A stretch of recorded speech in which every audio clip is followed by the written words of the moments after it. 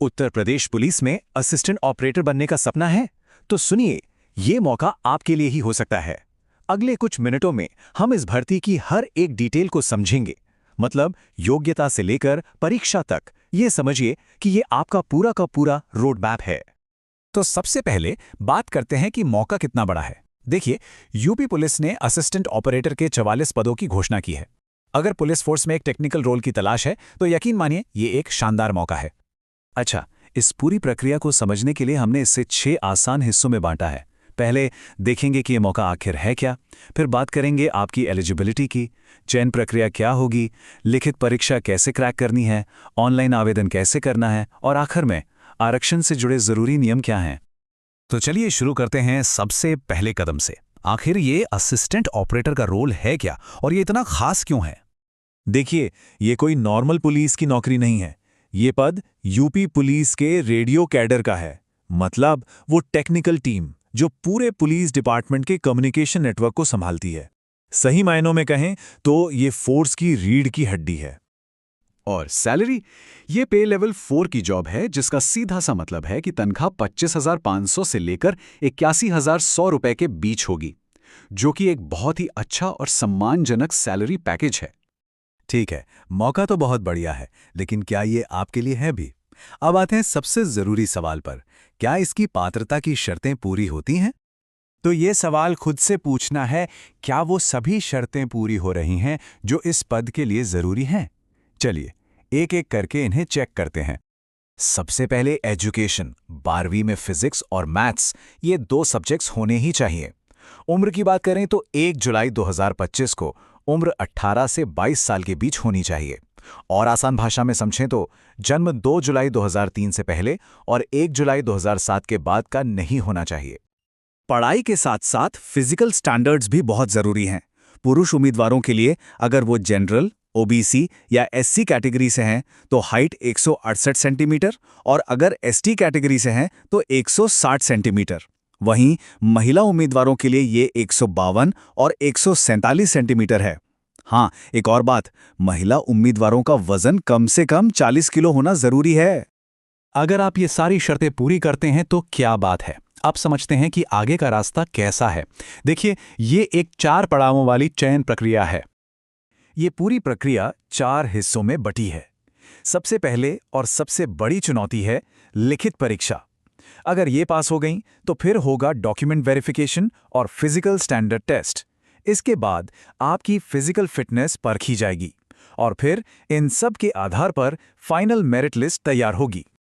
और हाँ, physical efficiency test को बिल्कुल हल्के में नहीं लेना है। पुरुष उम्मीदवारों को 28 मिनट में 4.8 किलोमीटर दौड़ना है और महिला उम्मीदवारों को 16 मिनट में 2.4 किलोमीटर की दौड़ पूरी करनी है। ये आपके स्टैमिना का असली इम्तिहान होगा। चलिए अब बात करते हैं उस पड़ाव की जो ये तय करेगा कि आप रेस में आगे जाएंगे या नहीं, लिखित परीक्षा। सारी मेहनत इसी एक चीज पर टिकी है। तो सवाल यह है कि इसे क्रैक करने की स्ट्रैटेजी क्या होगी। ऑफिशियल एग्जाम पैटर्न को देखें तो पेपर में 4 सेक्शन होंगे। पहला, सामान्य हिंदी। दूसरा, विज्ञान और सामान्य ज्ञान। तीसरा, न्यूमेरिकल और मेंटल एबिलिटी। और चौथा, मेंटल एप्टीट्यूड, आईक्यू और रीजनिंग। और एक बात पर ध्यान देना है, हर सेक्शन पूरे 100 नंबर का है। तो कुल मिलाकर ये परीक्षा हो गई 400 नंबर की।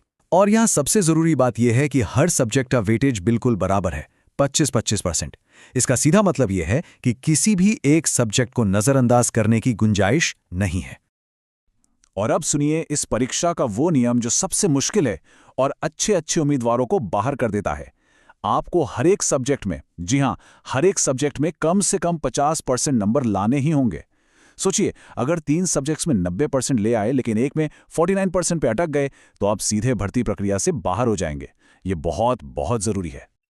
ठीक है, परीक्षा की स्ट्रैटेजी तो बन गई। अब देखते हैं कि पहला कदम कैसे उठाना है।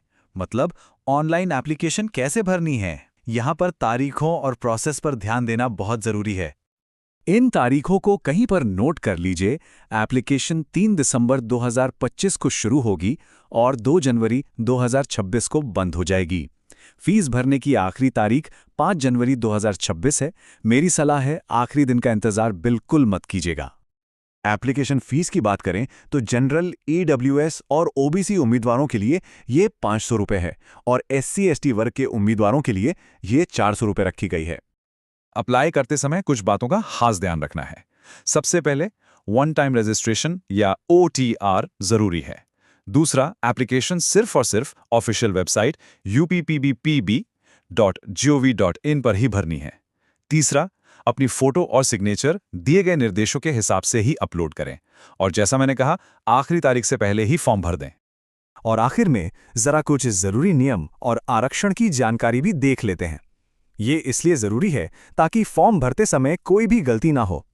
तो जो कुल 44 सीटें हैं, उनका बंटवारा कुछ इस तरह है। 20 सीटें अनरिजर्व्ड यानी अनारक्षित हैं, 11 सीटें ओबीसी के लिए हैं, 9 सीटें SC के लिए और 4 सीटें आर्थिक रूप से कमजोर वर्ग यानी EWS के लिए रिजर्व्ड हैं। इसके अलावा एक हॉरिजॉन्टल रिजर्वेशन भी है, जिसमें 8 सीटें महिलाओं के लिए और 2 सीटें पूर्व सैनिकों के लिए रखी गई हैं। एक और बहुत ज़रूरी नियम, एक उम्मीदवार सिर्फ एक ही एप्लीकेशन भर सकता है। और हाँ, ये पक्का कर लें कि आप जो भी डॉक्यूमेंट्स अपलोड कर रहे हैं वो बिल्कुल असली हों और साफ साफ पढ़ने में आएं। तो इस मौके का पूरा नक्शा अब आपके सामने है। हर नियम, हर तारीख, हर चुनौती, सब कुछ आप जानते हैं। अब सवाल सिर्फ एक ही है, क्या आप ये पहला कदम उठाने के लिए तैयार हैं?